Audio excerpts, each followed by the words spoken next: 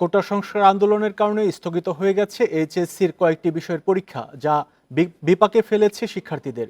পরীক্ষা পেছানোয় বিশ্ববিদ্যালয় পর্যায়ে ভর্তির প্রস্তুতিতে পর্যাপ্ত সময় না পাওয়ার আশঙ্কায় তারা।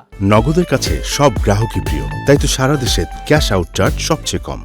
30 জুন অন্যান্য বোর্ডের শিক্ষার্থীদের সঙ্গে এইচএসসি পরীক্ষায় বসে রাজশাহী বোর্ডের শিক্ষার্থীরাও। তবে এর মধ্যে কোটা সংস্কার আন্দোলনের মধ্যে পড়ে স্থগিত হয়ে গেছে 4টি বিষয়ের পরীক্ষা।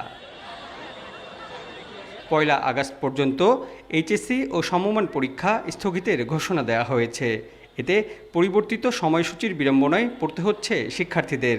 পাশাপাশি পরীক্ষা পেছানোয় বিশ্ববিদ্যালয় পর্যায়ে ভর্তির প্রস্তুতিতেও পাওয়া যাবে কম সময়। যখন ডেট দিবে পরীক্ষা তখন দেখা যাবে যে খুব তাড়াতাড়ি হয়তো বা পরীক্ষা দিয়ে দিল, একদিন দুদিন গ্যাপ দিল। এতে হবে কি আমাদের রেজাল্টের উপর একটা প্রভাব পড়বে। একটা প্রিপারেশন নিয়েছিলাম, দিয়ে আবার হঠাৎ করে বন্ধ হয়ে গেল। তো এখন পড়াশোনার অবশ্যই ক্ষতি হয়েছে, গ্যাপ যাচ্ছে, বুঝতে পারছি না যে এখন কোন সাবজেক্ট পড়বো।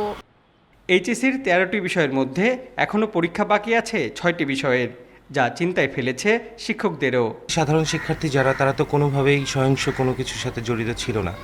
তো সাধারণ শিক্ষার্থী যারা, তারা যদি প্রতিষ্ঠানে ফিরে আসে, প্রতিষ্ঠান মুখর হয়, তবে কিন্তু শিক্ষার পরিবেশটা নিশ্চিত হয়। যেই পরীক্ষাগুলো আমাদের সামনে আসে, যেগুলো স্টপ হয়ে গেছে, সেগুলো আমরা ছাত্ররা পরে চিন্তা ভাবনা করবে। কিন্তু যেগুলো পরীক্ষাগুলো এখন সামনে আসে, সেই পরীক্ষাগুলোর জন্য তাদের প্রিপারেশন নেওয়া উচিত। বাকিগুলো পরে রুটিন অনুযায়ী হবে।